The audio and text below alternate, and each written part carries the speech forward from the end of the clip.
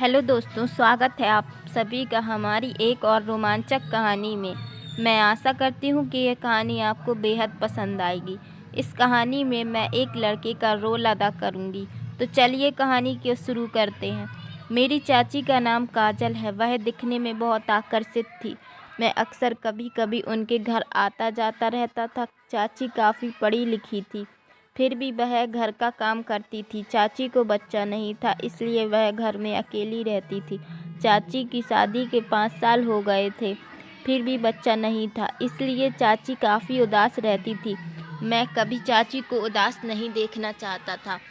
एक दिन चाचा एक हफ्ते के लिए बाहर चले गए। तब चाची और मेरे बीच एक दिन ऐसा हुआ कि दोस्तों, मेरा नाम अंकित है और मेरी उम्र 25 साल है। मैं दिखने में बहुत सुंदर हूँ और मेरी चाची का नाम काजल है। चाची की उम्र 30 थी और वह दिखने में काफ़ी हॉट थी। चाची की कमर काफ़ी स्लिम और पतली थी। चांद की तरह चमकता चाची का चेहरा हर किसी को आकर्षित करता था। लंबे काले बालों में चाची हुस्न की परी लग रही थी। चाची की अदाओं ने मुझे भी आगोश में ले लिया था। चाची ने भोपाल यूनिवर्सिटी में ग्रेजुएट पास किया था। चाची काफ़ी पढ़ी लिखी थी, फिर भी वह घर संभाल रही थी। मैं और मेरे चाचा काफ़ी नज़दीक रहते थे। हमारा घर चाचा के घर से तकरीबन 1 किलोमीटर दूर था। चाचा की शादी को तकरीबन 5 साल हो गए थे, फिर भी चाची की कोख सूनी थी। बच्चा ना होने की वजह से चाची काफ़ी उदास रहती थी। वह हमेशा अकेलापन महसूस करती थी। चाचा का पूरा दिन ऑफिस में निकल जाता था। जब भी मैं चाची के घर आता था तो चाची मुझे देखकर काफ़ी खुश होती थी। चाची और हम दोनों मिलकर काफ़ी मस्ती मजाक करते थे, लेकिन मैंने कभी चाची को यह महसूस नहीं होने दिया कि मैं उसे पसंद करता हूँ। एक दिन मैं चाचा के घर गया तो चाची अकेली थी। वह किचन में काम कर रही थी। जब मैंने चाची को देखा तो चाची ने लाल कलर की साड़ी पहन रखी थी और वह लाल साड़ी में काफ़ी हॉट दिख रही थी। चाची किचन का काम ख़त्म करके मेरे पास आई तो तब मेरी नज़र चाची से हट नहीं रही थी। चाची मेरे पास आकर बोली, अच्छा हुआ अंकित तू आ गया। तेरे चाचा 2 दिन के लिए बाहर गए हैं। मैं अकेली और उदास हूँ। चाची की बात सुनकर मेरे मन में लड्डू फूट रहे थे। अब मैं चाहता था कि हर बार की तरह चाची मेरे साथ मस्ती करे। थोड़ी देर बात करने के बाद चाची मेरे साथ मस्ती करने लगी। चाची ने मजाक में बेड पर पड़ा तकिया मुझे मार दिया। मैंने भी तकिया उठाया और चाची को मारा। यह सिलसिला तकरीबन 10 मिनट तक चला। चाची के साथ मजाक करते हुए मेरे दिल के अरमान जाग रहे थे। तब अचानक चाचा घर आ गए। चाचा को देखकर मैं घबरा गया था। चाची ने बताया था कि 2 दिन के लिए तेरे चाचा बाहर गए हैं। थोड़ी देर में चाचा मुझे देखकर बोला, अरे अंकित तू कब आया? अच्छा हुआ तू मिल गया, नहीं तो मैं तेरे घर आने वाला था। मैं मन ही मन सोच रहा था। चाचा ने मेरे खड़े अरमानों पर पानी फेर दिया।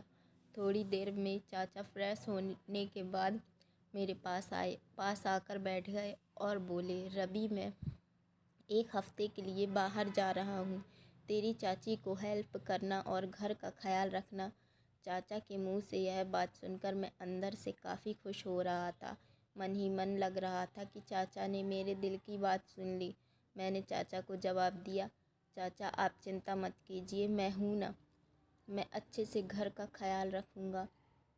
इसके बाद चाचा चले गए। अब चाची घर पर अकेली थी। यह देखकर मैं दूसरे दिन फिर से शाम को चाची के घर आया। तब चाची मोबाइल देख रही थी। मैंने देखा तो चाची काफ़ी उदास बैठी थी। चाची को उदास देख मैंने चाची को बोला, चाची चलो मैं आपको कहीं घुमाने ले जाता हूँ। चाची कुछ ही देर में तैयार हो गई। ऐसा लग रहा था जैसे चाची भी यह चाहती थी। चाचा की बाइक से हम बाज़ार पहुँचे। चाची ने कुछ सामान खरीदा। तब रात हो चुकी थी। बाज़ार में काफ़ी समय लग रहा था, इसलिए चाची काफ़ी थक चुकी थी।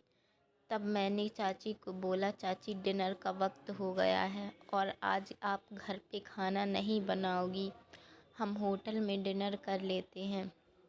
तब चाची मुस्कुराते हुए बोली, ठीक है।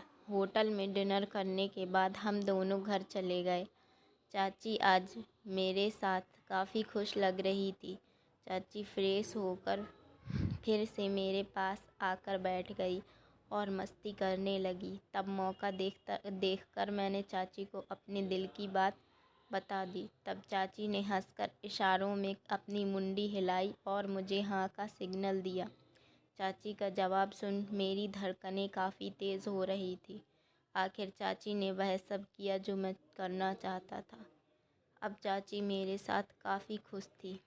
चाचा भी अपना काम सिमट कर वापस घर आ गए थे। दोस्तों, आपको यह चाची भतीजे की कहानी कैसी लगी? अगर आपको हमारी कहानी पसंद आती है तो आप हमारे चैनल को सब्सक्राइब करें और वीडियो को लाइक करें। तब तक हम मिलते हैं अगली कहानी